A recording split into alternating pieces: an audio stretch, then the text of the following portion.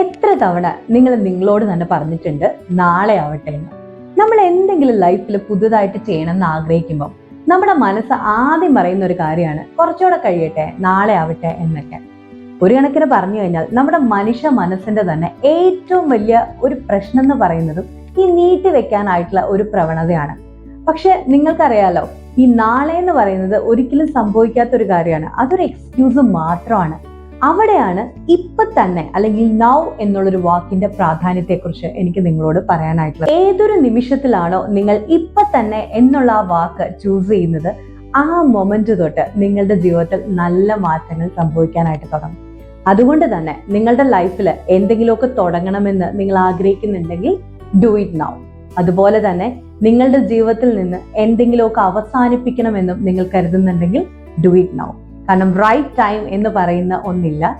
അതുകൊണ്ട് തന്നെ ഇപ്പൊ തന്നെ തുടങ്ങുക.